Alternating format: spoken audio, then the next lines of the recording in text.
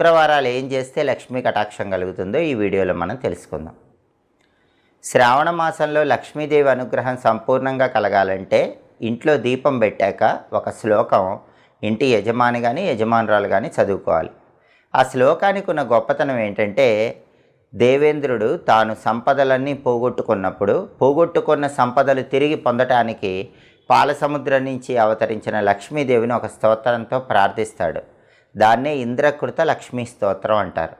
ఆ ఇంద్రకృత లక్ష్మీ స్తోత్రంలో ఉన్న ఒక అద్భుతమైన శ్లోకం శ్రావణ మాసంలో రోజు ఇంట్లో దీపం పెట్టాక యజమాని కానీ యజమానురాలు కానీ చదువుకుంటే లక్ష్మీదేవి శాశ్వతంగా అనుగ్రహిస్తుందని పద్మపురాణంలో చెప్పారు. ఆ శ్లోకం ఏంటంటే, నమస్తే సర్వలోకానాం జననీం అబ్జ సంభవాం శ్రియమున్నిద పద్మాక్షీం విష్ణువక్ష స్థలస్థితాం. ఇది శ్లోకం.